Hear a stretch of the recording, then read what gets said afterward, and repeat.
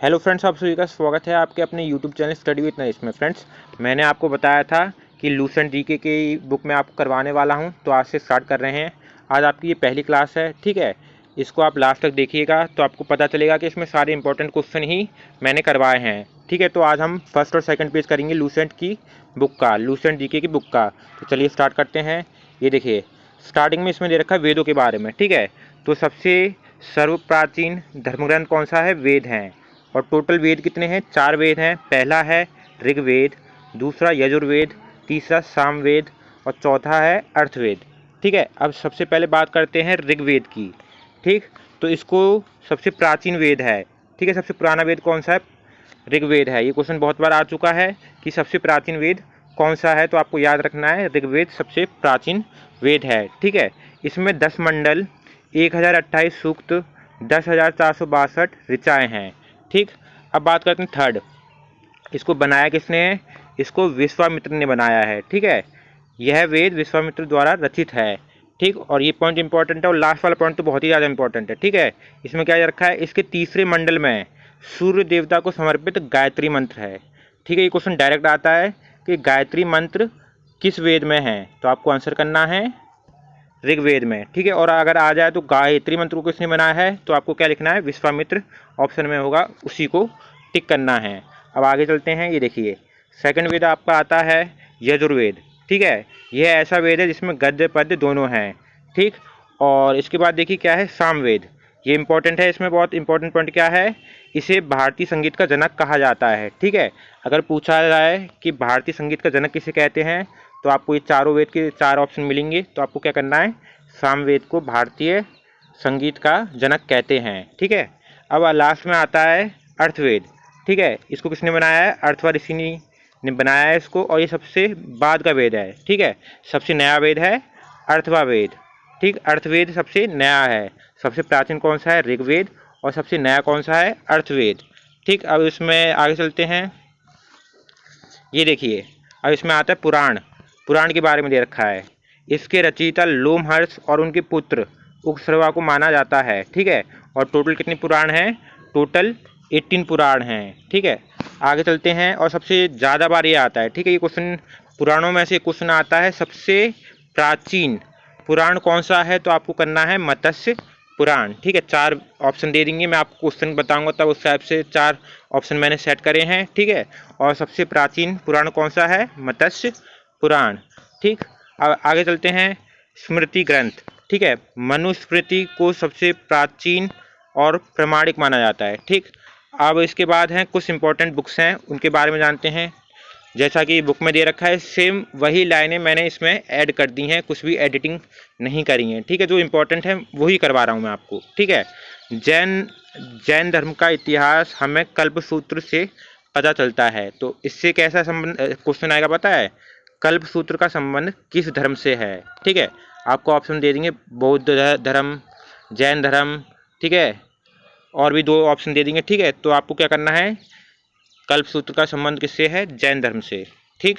इसके बाद है अर्थशास्त्र को लेखक चाणक्य या विष्णुगुप्त या कौटिल्य ने लिखा है, ठीक है। इसके लेखक कौन है अर्थशास्त्र के? चाणक्य बोल लो, विष्णुगुप्त बोल लो, कौटिल्य बोल लो, ये तीनों एक ही हैं, ठीक है। और ये क्वेश्चन बहुत इंपॉर्टेंट है, ठीक है। अब आगे चलते हैं। कल्हड़ द्वारा रचित राजतरंगिणी है, ठीक है। कल्हड़ ने कौन सी बुक लिखी है? राजतरंगिणी। ऐसे पूछ लेंगे, राजतरंगिणी के लेखक कौन है, तो 4 ऑप्शन होंगे, आपको ऑप्शन सही करना है कल्हड़, ठीक है। इसमें क्या दे रखा है? इसमें कश्मीर के इतिहास के बारे में दिया हुआ है। अष्टाध्यायी के लेखक पढ़िनी हैं, ठीक है। ये अष्टाध्यायी बुक आ जाए और उसके लेखक के बारे में पूछे तो आपको क्या करना है? पढ़िनी इसके लेखक हैं। ये क्या है? संस्कृत भाषा व्याकरण की प्रथम पुस्तक है, ठीक है। इसके बाद दे रखा है पतंजलि पुष्यमित्र शुंग के पुरोहित थे। नेक्स्ट आगे करते हैं विदेशी यात्री, ठीक है फ्रेंड्स। थोड़ी सी टाइपिंग में अगर हिंदी में टाइपिंग करने में थोड़ी सी मिस्टेक आती है तो इसको देख लीजिएगा, ठीक है। ज़्यादा मिस्टेक नहीं होगी, थोड़ी बहुत हो सकती है। देखिए, विदेशी यात्री में बात करें तो सबसे पहले आते हैं यूनानी रोमन लेखक, ठीक है। सबसे ज़्यादा इंपॉर्टेंट ये मेगास्थनीज, ठीक है। क्वेश्चन आता है मेगास्थनीज किसके दरबार में आया था, ठीक है। तो आपको करना है, ये किसके दरबार में आया था? ये आया था चंद्रगुप्त मौर्य के दरबार में आया था, ठीक है। तो आपको करना है मेगास्थनीज चंद्रगुप्त मौर्य। ठीक है, अब बात करते हैं चीनी यात्रियों की। तो चीनी यात्रियों में पहला है फाहियान। ठीक है, ये भी पूछा जाता है किसके दरबार में आया था। ये आया था गुप्त नरेश। ठीक है, कौन से साम्राज्य, गुप्त नरेश चंद्रगुप्त द्वितीय। ठीक है, किसके दरबार में, चंद्रगुप्त द्वितीय। ठीक है, इसके बाद है ह्वेनसांग। ये चीनी यात्री था, किसके काल में आया, हर्षवर्धन। ठीक है, ये भारत हर्षवर्धन के शासनकाल में आया। इसके बाद है अरबी लेखक। ठीक है, इसकी इब्न बतूता है ये। ठीक है, इसमें इंपॉर्टेंट क्या है, किसने यात्रा वृत्तांत लिखा है। ठीक है, उसका नाम क्या है, रिहला। ठीक है, तो ये सीधे से क्वेश्चन आ जाता है, रिहला किसने लिखा, अरबी लेखक इब्न बतूता ने। ठीक है, अब ये देखिए प्रैक्टिस क्वेश्चन हैं। ये देखिए पहला क्वेश्चन क्या है, गायत्री मंत्र किस वेद में है। मैंने आपको बताया था 4 ऑप्शन होंगे। ये देखिए थोड़ा सा और नीचे में करता हूँ। ये देखिए चौथा थोड़ा नीचे आ गया है। तो देखिए गायत्री मंत्र किस वेद में है, मैंने आपको स्टार्टिंग में बताया था, ऋग्वेद में है गायत्री मंत्र। ठीक है, और इसके रचयिता कौन है, विश्वामित्र। क्वेश्चन नंबर 2 देखिए, किस वेद को भारतीय संगीत का जनक कहते हैं। मैंने आपको स्टार्टिंग में बताया था।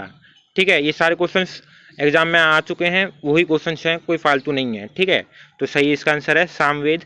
सामवेद को भारतीय संगीत का जनक कहते हैं। नेक्स्ट क्वेश्चन, ये देखिए सबसे प्राचीन ग्रंथ कौन सा है, तो आपको बताना है ऋग्वेद।